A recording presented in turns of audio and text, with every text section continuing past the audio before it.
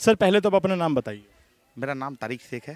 Sir मेरा आपसे पहला क्वेश्चन ये है कि ममता बनर्जी ने, जो हमारे मुस्लिम भाई है, जो मुस्लिम कम्युनिटी है, उसको कहा जाता है कि पश्चिम बंगाल में इलेक्शन के टाइम पे एक कंधे पे जैसे बंदूक को तैयार किया जाता है, उसका यूज़ किया जाता है। तो आपकी कम्युनिटी को, मुसलमान भाइयों को वैसे यूज़ किया है। इस पर आपके क्या कहना है सर? माशाल्लाह, आज ममता दीदी को मुसलमानों का याद आ गया, ये तो बहुत खुशी का बात है। 10 साल से तो हम लोग कहाँ थे ये तो पूछी भी नहीं कभी, क्योंकि इनका तो खुद का ये विधानसभा है। 5 साल पहले जब जीत के गई थी तो गलती हो गया है। हम तो आपके बर्तन मांजने के लिए भी तैयार है, कहिए हम लोग क्या कर सकते हैं। तो फिर उससे वादा की और फिर 5 साल हो चुका है, अब तो दिख रही नहीं है ममता बनर्जी। अब तो सुन रहे हैं कि कोई नया कैंडिडेट यहाँ आ रहा है।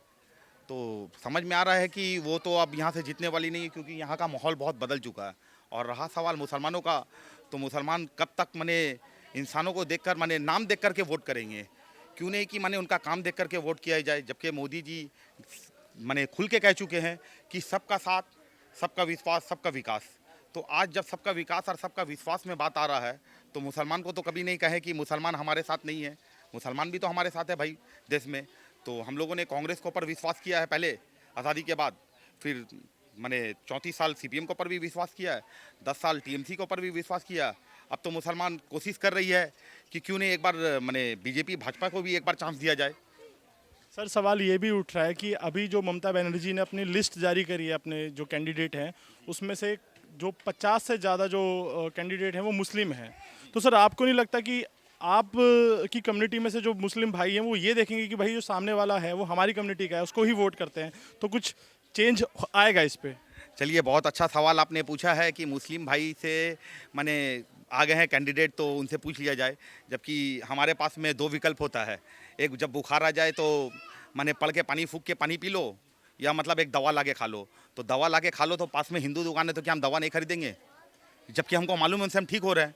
तो फिर वहाँ पर ही हिंदू और मुसलमान क्या देखने गए? मुसलमान कैंडिडेट है, लेकिन इतना दिन से तो वो मुसलमान। ममता बनर्जी इस पे राजनीति कर रही है ना। तो ममता बनर्जी तो अब उनको मालूम हो चुका है कि हमारे पास से सब घसक रहा है, तो इस बार मुसलमान काट खेल दो। तो मुसलमान काट खेलने से तो नहीं होगा।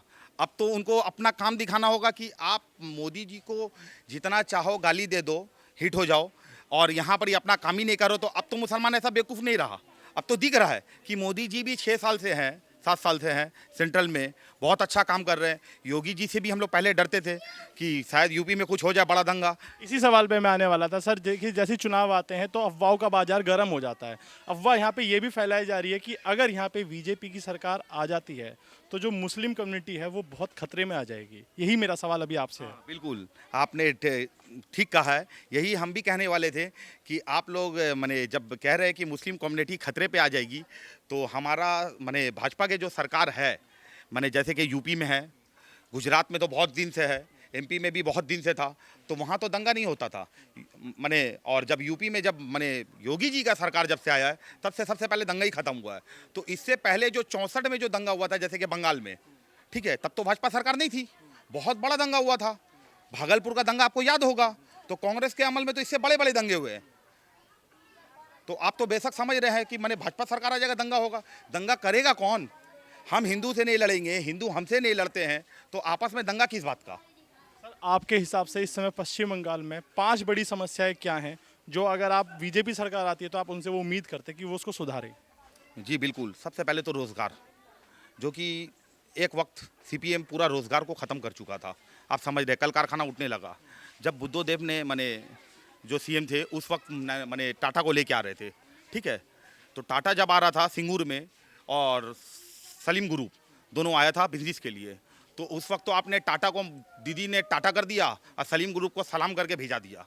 तो आप समझ रहे इस वजह से तो क्या हुआ है बंगाल की हालत, आप बेशक समझ सकते हैं। तो सबसे पहले भाजपा जी सरकार से हम लोग का यही गुजारिश है कि सबसे पहले हम लोगों को रोजी रोजगार चाहिए।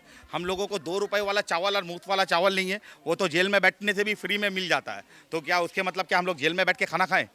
हम लोगों को रोजी रोजगार दीजिए, हमारे कम्युनिटी को रोजी रोजगार, एजुकेशन, हेल्थ, बिजली और पानी, 5 को हम लोगों के अभी खास ज़रूरत है। एक मुद्दा आप भूल गए सर, महिला सुरक्षा।